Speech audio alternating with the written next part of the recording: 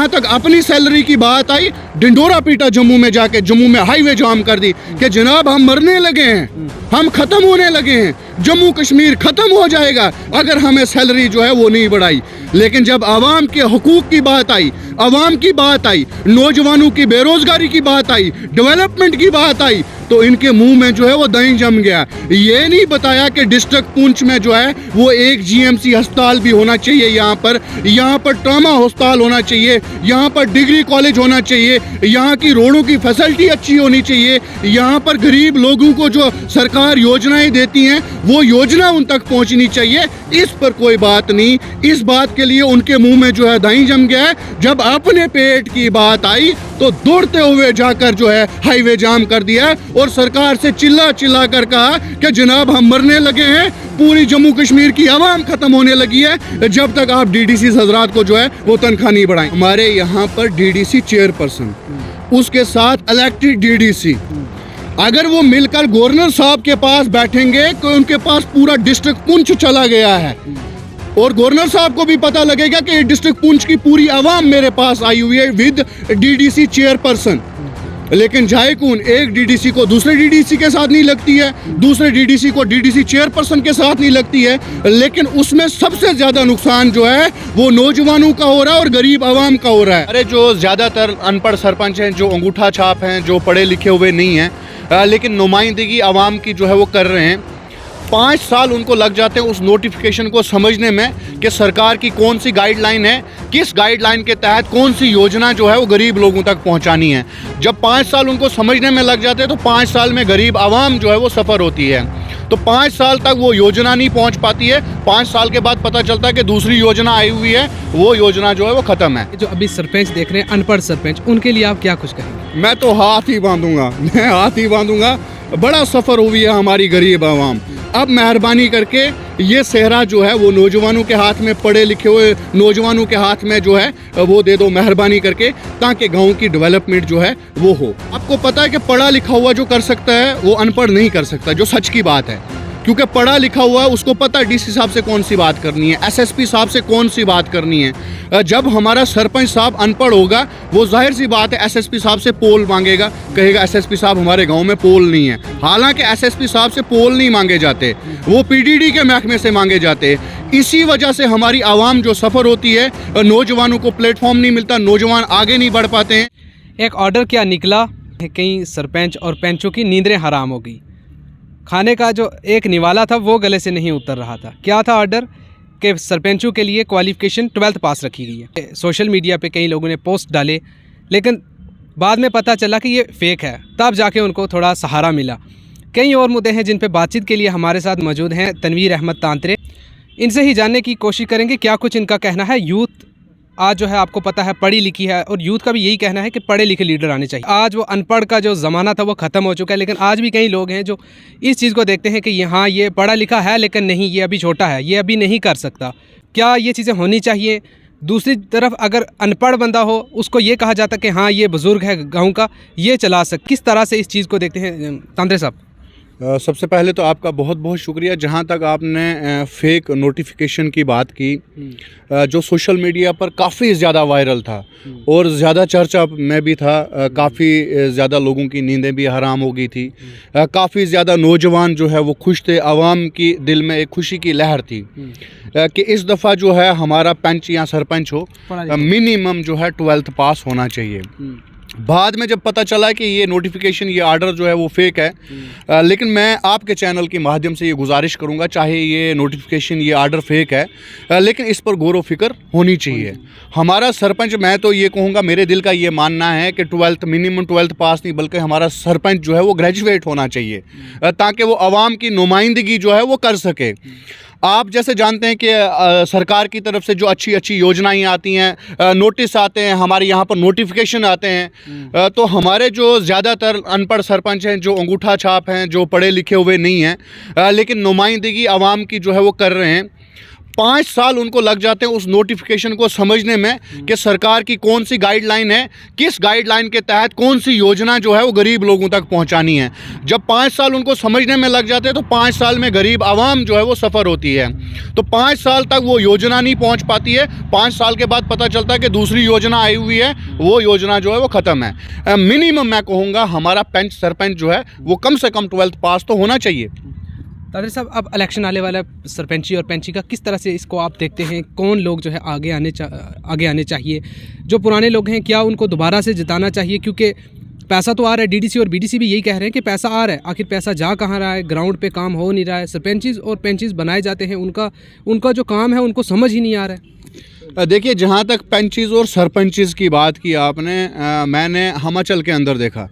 हमारे जैसे सरपंच को वहाँ पर प्रधान कहते हैं, लेकिन उनका प्रोटोकॉल जब आप देखोगे एक एमएलए से बढ़कर होता है। तो मुझे समझ नहीं आती है कि हिमाचल और कश्मीर में, मुझे तो हिंदुस्तान पूरे फ़र्क ही नहीं लगता है, यहाँ पर हमारे सरपंच हजरात को क्यों नहीं पता चल रहा है कि ये प्रोटोकॉल जो उनका है, ये जो इनको फैसिलिटी दी जाती है आवाम के लिए, ये उन तक क्यों नहीं पहुँचा पा रहे हैं और अपना इस्तेमाल क्यों सही नहीं कर पा रहे हैं। जबकि वहाँ पर प्रधान का इतना बड़ा प्रोटोकॉल होता है, यहाँ पर हमारे सरपंच साहब को कोई पूछता ही नहीं है। यहाँ तो उनको कानून के बारे में पता नहीं, या तो अपने आप के बारे में उनको पता नहीं कि जो सरकार ने मुझे प्रोटोकॉल दिया है, या तो उसको इस्तेमाल करना नहीं आता है। जहां तक आपने पढ़े लिखे हुए की बात की आज की डेट में, और जो लोग आगे आने चाहिए, मैं कहूँगा आज की डेट में जो है वो कम से कम नौजवानों को भी मौका, आपकी आंख मेरी तरफ फरक रही है, मैं अपनी बात नहीं कर रहा हूँ, मैं आम नौजवानों की बात कर रहा हूँ। जो पढ़ा लिखा हुआ यूथ है, जो अनएम्प्लॉयड है, उनको कम से कम जो है इस फील्ड में भी जो है मौका देना चाहिए, सियासत में आना चाहिए और अपने गांव की जो है वो बेहतरी के लिए नौजवानों को भी आगे आना चाहिए और सरकार को भी चाहिए जो नौजवानों को एक अच्छा प्लेटफॉर्म दे। आपने जहां नौजवानों का कहा, नौजवान आज पढ़े लिखे हैं, वो उसी तरफ अनपढ़ सरपंच हो, उसी को हमेशा ये कहते हैं बुजुर्ग, ये छोटा है, ये पढ़ा लिखा है, लेकिन ये छोटा है, ये नहीं कर सकता। दूसरी तरफ अगर अनपढ़ भी हो, उसको ये कहा जाता है हाँ ये बड़ा है, बुजुर्ग है, इसको देना पड़ेगा वोट, क्योंकि गाँव का जो है बड़ा है। किस तरह से इसको देखते हैं कि आज भी लोग जो हैं वही बड़ा है छोटा है, आज भी इसी चीज़ को लोग देख रहे हैं? देखिए, मैं आज की जो बस स्टैंड के अंदर मजदूरी करता है या जो रेहड़ी लगाता है, आज के टाइम में वो लोग पीएचडीयाँ करके बैठे हुए हैं जो बस स्टैंड में मजदूरी कर रहे हैं। लेकिन हमारे पंचायत में जो हो सरपंच पढ़ा लिखा हुआ जो है वो नहीं होना चाहिए, नौजवान नहीं होना चाहिए।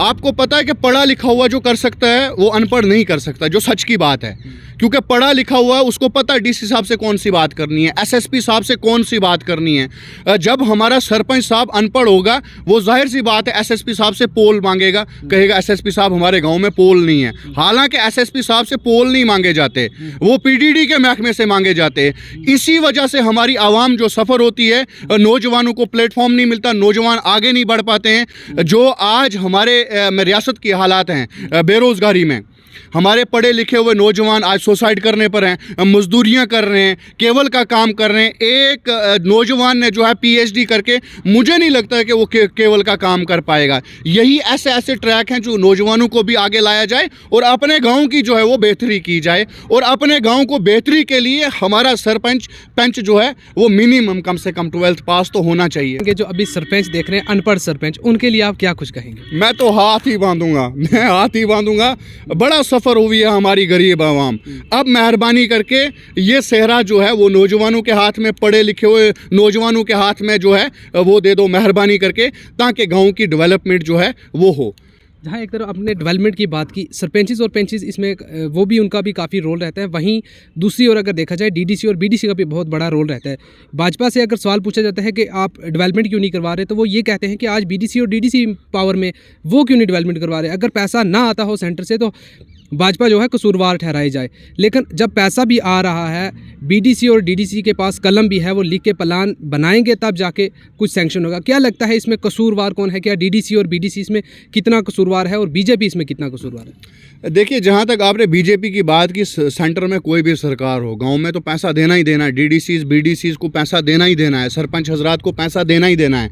एक पंचायत में पैसा आना ही आना है और तमाम पंचायतों का पैसा जो है वो बराबर आता है। लेकिन जो लोगों लोगों को बेवकूफ़ बनाया जाता है, जैसे बैक टू विलेज के प्रोग्राम करवाए, फ़ोटो खिंचवाने के लिए वहाँ पर जो है बैनर लगाए गए, ये बताया गया कि आवाम की तरक्की जो है वो हो रही है। लेकिन ज़मीनी सतह पर जहाँ तक हमने देखा वो आवाम की डेवलपमेंट जो है वो नहीं हो रही है। वो खाली सोशल मीडिया को प्रमोट करने के लिए, अपनी टीआरपी बढ़ाने के लिए जो है लोगों को इकट्ठा करके जो है फ़ोटो सोशल मीडिया पर डालने के लिए और ये बताने के लिए कि हम गाँव की जो है डेवलपमेंट कर रहे हैं। आपने देखा होगा ये हाल ही में चौथा फेज़ जो है बैक टू विलेज का जो है वो ख़त्म हुआ, और उस चौथे फेज़ में जो है मैं कहूँगा ज़्यादातर पंचों और सरपंचों ने शिरकत की, आवाम ने उसमें शिरकत ही नहीं की। आवाम ने ये बोला मीडिया पे, सोशल मीडिया पे ये बात शाया हुई थी आम कि आवाम ये कह रही है कि हमें इस बैक टू विलेज का जो है वो बेनिफिट नहीं है, या जो सरकार की तरफ से योजनाएं आ रही हैं वो हम तक क्यों नहीं पहुंच रही हैं। अगर सरकार की तरफ से PMAY एक गरीब का आशियाना आता है, गाइडलाइन में साफ लफ्ज़ों पे लिखा हुआ है कि इसका किसी को टैक्स पे नहीं करना है, कोई पैसा नहीं देना है, लेकिन मैं बार बार चिल्ला के कहता हूं कि एक 50,000 की किस्त के लिए जो है हमारे सेक्रेटरी, GRS, पंचीज, सरपंचीज हजरात जो हैं वो 12,000 रुपया लेते हैं। मैं तमाम की बात नहीं करूंगा, कुछ सरपंचीज पंचीज जो बहुत अच्छा काम भी कर रहे हैं, लेकिन जो सरपंचीज पंचीज महकमे को ये कह देंगे कि इस योजना का, इस 50,000 का या जियो टैग का जो 1,000 लेते हैं हमारी गरीब आवाम से नहीं लेना, उनके PMAY के मुकान ही नहीं आते हैं, वो बारों बार ऑफिस में गड़म हो जाते हैं। के पास लोग जाते हैं वो ये कहते हैं कि पैसा ही नहीं आ रहा है पीछे से। क्या लगता है पैसा आ रहा है? क्योंकि अभी आपने खुद कहा कि पैसा कोई भी सरकार हो वो देती है। पैसा आता नहीं है, पैसा लाना पड़ता है। पैसा कोई ने किसी ने 2x2 में चढ़ा के जम्मू में जो है वो हमारे पंचायतों की तरफ रवाना नहीं किया। जब तक बेटा रोएगा नहीं माँ दूध नहीं देती है। लेकिन ज़्यादातर हमारे सरपंचीज पंचीज हैं, जैसे ही मीडिया उनको दिखती है उनको मौत आ जाती है, उनको पता नहीं, लेकिन वो आवाम के हकूक़ के लिए जो है ये लड़ाई होती है। उसमें ये फ़र्क नहीं पड़ता कि कौन गलत समझे कौन सही समझे। अभी मैं बाइट दे रहा हूँ, कुछ लोग गालियाँ भी देंगे, कुछ लोग बहुत अच्छा भी कहेंगे, लेकिन इससे मैटर नहीं करता। लेकिन मैं अपनी आवाज़ जो है आपके ज़रिए से जो इंतज़ामिया तक तो पहुंचा रहा हूं, UT इंतज़ामिया तक तो पहुंचा रहा हूं, वक्ती हुकूमत तक तो पहुंचा रहा हूं कि जनाब जो आप योजनाओं के तहत में जो है कह रहे हो ट्रकों के हिसाब से हम पैसा दे रहे हैं, वो पैसा दिखाओ ट्रकों के हिसाब से अगर आया हुआ है तो लगा हुआ कहां पर है। हमारे गाँव वाले आज भी वही तरस रहे हैं, PMAY के मुकानों के लिए जो है लोगों के मुकान उखड़ गए हुए हैं। आप इनको गिराओ जी, फटोफट गिराओ, आप 4 पिलर खड़े करो, आपको तीसरी किस्त भी पड़ जाएगी। अभी भी वो लोग जो हैं पहली किस्त से महरूम हैं। हालांकि गवर्नमेंट की गाइडलाइन में जो है, गवर्नमेंट की गाइडलाइन में ये है कि जिस गरीब के सर के ऊपर जो है छत नहीं है, ये गरीब योजनाओं के लिए, ये योजना जो है गरीब लोगों के लिए आ रही है और गरीब लोगों को इसका मुफाद मिलना चाहिए। लेकिन आपने DDC और BDC का नहीं बताया, क्योंकि यहाँ पे मुगल रोड जब बंद हुई थी तो यहाँ पे तमाम DDC और BDC यहाँ पे पहुँच गए थे कि इसको खोला जाए। उसके बाद जब उनकी सैलरी की बात आई, जम्मू जाके बैठ गए। GMC मेडिकल कॉलेज के लिए क्यों नहीं बैठे, पूंछ की तरक्की के लिए क्यों नहीं बैठे? क्योंकि अगर तमाम DDC और BDC मिलकर किसी चीज़ के लिए आवाज़ उठाते तो यकीनन वो मिल जाती। किस तरह से इस चीज़ को आप देखो, जहाँ तक आपने DDCs BDCs की बात की, कुछ बड़े अच्छे भी हैं, मैंने कहा जैसे सरपंच हजरात कुछ बड़े अच्छे भी हैं, कुछ ऐसे भी हैं जो गाँव को जो है लूट के खाने वाले हैं, कुछ इसमें भी है, DDCs BDCs में भी है, जहाँ तक उनको अपने मुफाद का था। मैंने एक इंटरव्यू देखा था जम्मू में, बड़ा वायरल हुआ था, वो DDCs हजरात एक दे रहे थे कि हमारे घर पे शख्स कोई आएगा काम करवाने के लिए, हमें उसको कम से कम चाय तो पिलानी है। चाय पिलाने के लिए आप हमारी जो है तनख्वाह जो है वो जो हमारी सैलरी है उसमें जो है बढ़ोतरी करें। लेकिन मैं एक चीज़ ज़रूर आज कहना चाहूँगा उन्हीं हजरात को कि जो बेचारा राशन कार्ड बनाने के लिए आपके घर आता है, मत पिलाओ उसको चाय, आप पानी का एक गिलास पिलाओ, लेकिन उसका राशन कार्ड बना के दो। अगर आप चाय की जगह उसको कॉफ़ी पिलाएंगे, उसका राशन कार्ड नहीं बनेगा, ये चीज़ें गलत हैं। जहां तक अपनी सैलरी की बात आई, डिंडोरा पीटा जम्मू में जाके, जम्मू में हाईवे जाम कर दी कि जनाब हम मरने लगे हैं, हम खत्म होने लगे हैं, जम्मू कश्मीर खत्म हो जाएगा अगर हमें सैलरी जो है वो नहीं बढ़ाई। लेकिन जब आवाम के हकूक की बात आई, आवाम की बात आई, नौजवानों की बेरोजगारी की बात आई, डेवलपमेंट की बात आई, तो इनके मुंह में जो है वो दही जम गया। ये नहीं बताया कि डिस्ट्रिक्ट पुंछ में जो है वो एक GMC अस्पताल भी होना चाहिए, यहाँ पर ट्रामा अस्पताल होना चाहिए, चाहिए, यहाँ पर डिग्री कॉलेज होना चाहिए, यहाँ की रोडों की फैसिलिटी अच्छी होनी चाहिए, यहाँ पर गरीब लोगों को जो सरकार योजनाएं देती हैं वो योजना उन तक पहुँचनी चाहिए। इस पर कोई बात नहीं। इस बात के लिए उनके मुंह में जो है दही जम गया है। जब अपने पेट की बात आई तो दौड़ते हुए जाकर जो है हाईवे जाम कर दिया और सरकार से चिल्ला चिल्ला कर कहा कि जनाब हम मरने लगे हैं, पूरी जम्मू कश्मीर की आवाम खत्म होने लगी है जब तक आप डीडीसी हजरात को जो है वो तनख्वाह नहीं बढ़ाएंगे। जैसे आपने कहा कि सैलरी के लिए उन्होंने कहा अगर तमाम बीडीसी और डीडीसी मिलकर यहाँ पे काम करते, एक ही किसी मुद्दे को हाईलाइट करते तो वो ज़रूर मिलता। भाजपा का ये कहना है कि हमने कलम थोड़ी छीनी है उनसे, वो प्लान बना के देंगे तो आगे से मिलेगा ना। अगर वो प्लान नहीं बनाते, वो खुद ही नहीं चाहते कि यहाँ पे डेवलपमेंट हो, तो इसमें भाजपा कसूरवार क्यों है? मैं एक ही बात कहना चाहूँगा कि हमारे यहाँ पर डीडीसी चेयरपर्सन, उसके साथ इलेक्टेड डीडीसी, अगर वो मिलकर गवर्नर साहब के पास बैठेंगे कि उनके पास पूरा डिस्ट्रिक्ट पुंछ चला गया है और गवर्नर साहब को भी पता लगेगा कि डिस्ट्रिक्ट पुंछ की पूरी आवाम मेरे पास आई हुई है विद डीडीसी चेयरपर्सन, लेकिन जाए कौन, एक डीडीसी को दूसरे डीडीसी के साथ नहीं लगती है, दूसरे डीडीसी को डीडीसी चेयरपर्सन के साथ नहीं लगती है, लेकिन उसमें सबसे ज़्यादा नुकसान जो है वो नौजवानों का हो रहा है और गरीब आवाम का हो रहा है।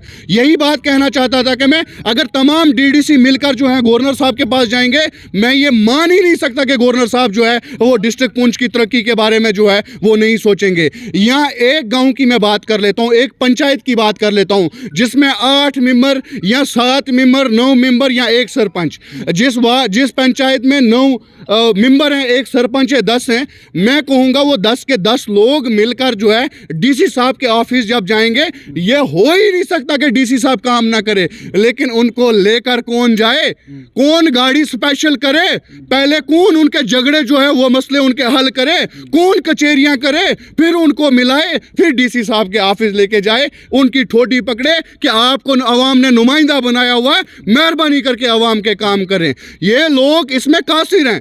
ये जो भी इलेक्शन पंचीज सरपंचीज ये कहते हैं ये हमने 5 साल इलेक्शन लड़ना है, हमने 5 साल की नुमाइंदगी करनी है, 5 साल के बाद लोग बोलते रहेंगे सरपंच साहब जा रहा है, ये नहीं बोलेंगे कि बोलेंगे हारा हुआ सरपंच साहब जा रहा है या हारा हुआ मेंबर साहब जा रहा है, लेकिन सरपंच साहब जा रहा है। और मैं आपके चैनल के माध्यम से गुजारिश करूंगा, हाथ जोड़ के गुजारिश करूंगा कि कम से कम पढ़ी लिखी हुई यूथ को भी जो है वो थोड़ा सा धक्का आगे दो ना।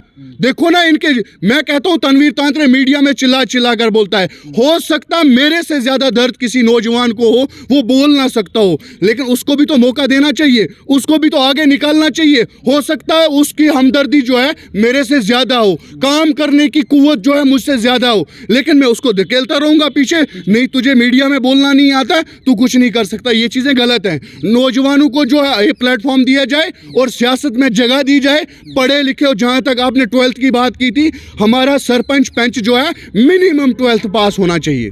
क्या कुछ कहना चाहेंगे जो बीडीसी और डीडीसी देख रहे हैं उनके लिए, क्या आपका मैसेज रहेगा? क्या उन्होंने जब वोटिंग हो रही थी, जब इलेक्शन हो रहे थे, उन्होंने 370 के नाम पे वोट लिए, आज 370 भी उन्होंने वो ख़त्म कर दिया, डेवलपमेंट भी नहीं करवा रहे, तो उनके लिए क्या आपका मैसेज रहेगा? जहाँ तक आपने डीडीसीज बीडीसीज की बात की, मैं तो हाथ बांध के एक ही बात कहूँगा कि भैया इलेक्शन आ गया है, पहले इन्होंने पंचायत का करवाना है, इन्होंने पंच और सरपंच बनाने हैं, उसके बाद बीडीसी बनाने हैं, उसके बाद भाईजान आपका नंबर आ गया है, तो लोगों के काम किए होंगे तो लोग आपके साथ जाएंगे।